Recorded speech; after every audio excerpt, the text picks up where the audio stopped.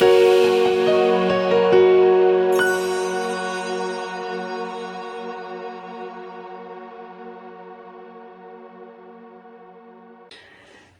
are moments in time that make you smile long after the irritation has subsided. Nothing more telling than mistaken identity. Who people decide you are or you are not. There's one such story in my life, and trust me, I have been mistaken for many people during my lifetime. But there's this one that makes me smile. I have a demarcated parking with my name on. And frequently I would return from court, sometimes in the rain, sometimes with heavy books, and somebody would be parked in my parking. Irritation beyond. And I'd have to lug those heavy books across the road in the pouring rain and just be completely irritated about the fact that I couldn't park in my own parking.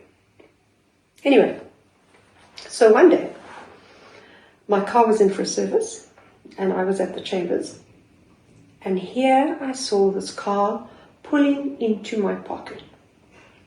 So I decided to go outside and confront the person. So I walked outside and I said, "Excuse me, sir, there's somebody climbing out of a vehicle. This is private parking." And he said to me, "Don't worry, hun. I know the advocate personally.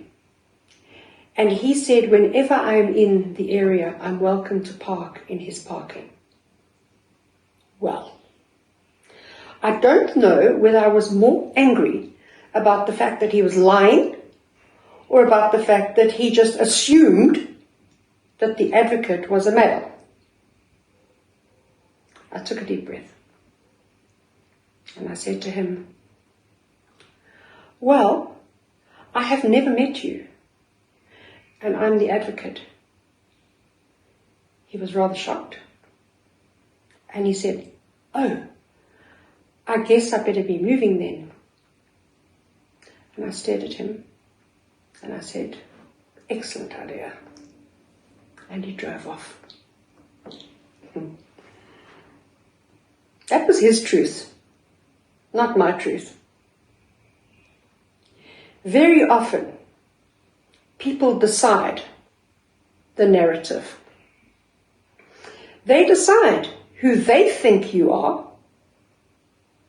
They decide what you do, how you do it, what your accolades are or aren't, what your worth is.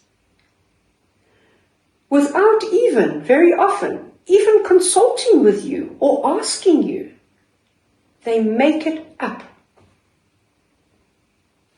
How are we supposed to deal with that? Well, it's actually simple. You are born with an identity and you pass with an identity. It's yours. And nobody can take it away. Nobody. It's about your self-worth. It's about who you are. And whatever narrative or mistaken identity is floating around out there is of no concern to you. Doesn't detract from who you are.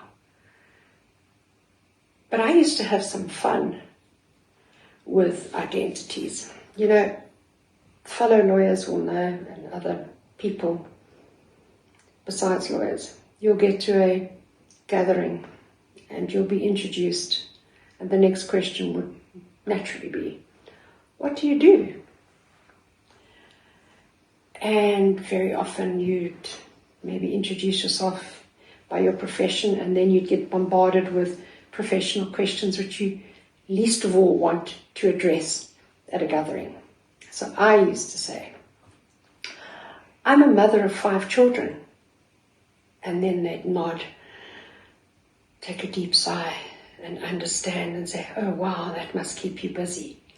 And I'll seriously off the hook, incognito, and that suited me just fine. Of course, I am a mother of 5 children.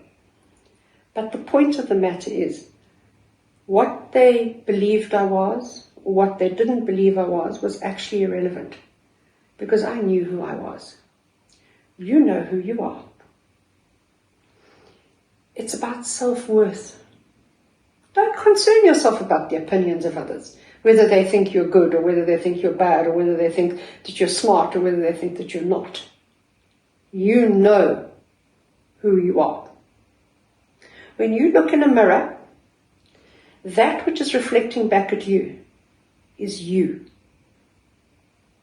unmistakably. So, my message to you today is, carry your self-worth and your identity high. You own it. You own it. And for those people that are mistaking your identity, it tells more about them than you. Sit back, take a deep breath, smile, and wave. It's been such a pleasure to share this pause with you today.